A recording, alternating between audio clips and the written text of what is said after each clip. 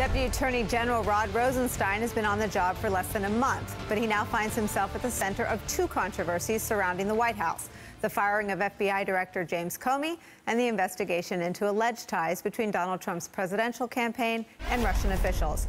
The New York Times writing on Sunday that, quote, lawmakers and former colleagues were left to wonder how an experienced and scrupulous lawyer known as being apolitical allowed himself to be drawn into a highly politicized firing, either as a willing participant or an unwitting accomplice. Joining us now to talk about this is one of those former colleagues, former Maryland Attorney General Doug Gansler, who worked closely with Rod Rosenstein when he was the state's top federal prosecutor. Thank you so much for being with us.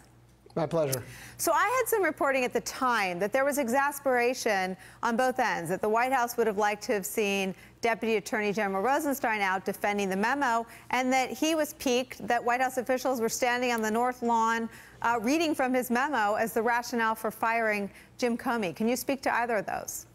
Well, I think you have to take a big step back, and I think you said it in your header, which is Rod Rosenstein is about as apolitical as you can get. He's a prosecutor's prosecutor. He's completely ethical. He's completely above board, which is why he's somebody in his background actually participated in the Ken Starr investigation, and was appointed by a Republican president, yet was able to be the United States Attorney in Maryland, one of the most democratic states in the country, throughout the entire Barack Obama administration. This is a guy who has an impeccable reputation and really wants to serve his country. He served as a U.S. Attorney for 12 years. He then accepts the position of Deputy Attorney General, which is kind of the best job you can have. And in some ways, in this particular administration, when you have Donald Trump as a real estate casino guy and Jeff Sessions as a politician, senator who hadn't practiced law, Rod Rosenstein was basically going to run and is going to run the United States Department of Justice on a day-to-day basis. And he wanted to do that.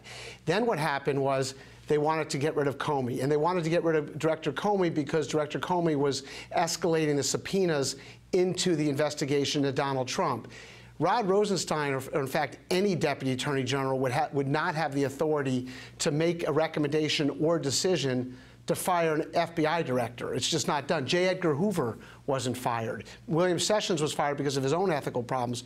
But you don't fire an FBI director, particularly for the sole reason because that person's looking to the president. So what Rod did, what Rod Rosenstein was asked to do, was to write his thoughts about why, what he thought Director Comey had done wrong during the Clinton during the Clinton investigation into the emails. And there was a lot of people who had a lot of criticisms about that.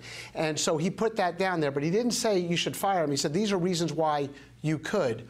All of those reasons are actually true in Rod Rosenstein's view and in many people's view, but they had existed for the 4 months prior to that, for the 4 months prior to the escalation. So then the entire Trump administration tried to blame Rod Rosenstein and throw him under the bus for the firing of Director Comey, and Rod Rosenstein and everybody who knew him knew that that couldn't have been the case and wasn't the case. And in typical Rod Rosenstein fashion, behind closed doors, behind the scenes, he clearly pushed back so that by that night, Donald Trump himself was saying, you know what, it was my idea to fire Director Comey, not his. And then Rod quickly became the hero in this whole affair by appointing Bob Mueller as the special counsel. And Bob Mueller actually was my boss at the U.S. Attorney's Office in the homicide section. And like Rod, he is apolitical, beyond reproach. He is not going to be influenced by political winds, and he's going to do the right things for the right reasons and be able to articulate those reasons. So now that's why we are really, truly, between Rod Rosenstein and his selection of Bob Mueller, truly in potential impeachment territory where we weren't necessarily prior to this. You talk about being in impeachment territory. You think we're in impeachment territory because of what Bob Mueller may discover in the special counsel investigation? Yeah, I think Donald Trump firing Director Comey, by doing so, he bought himself Bob Mueller, who's a real prosecutor, real law enforcement person. I feel like you censored a thought. What were you going to say? He's a real... Well, he's the real deal, and he's very smart. I mean, I dealt with him on a couple of high-profile cases when I was at the U.S. Attorney's Office. I've dealt with Rod Rosenstein on high-profile cases when he was the United States Attorney for Maryland. These are two guys that are not political hacks. They're the opposite of political hacks, and I don't think that anybody in the Trump administration and the amateur hour that's sort of going around that administration is going to be able to get to Bob Mueller. He's going to conduct a fair, ethical, above-board investigation, and the chips are going to fall where they may. And I think by Trump firing Director Comey, he bought himself a true investigation that could ultimately lead to the downfall of this administration.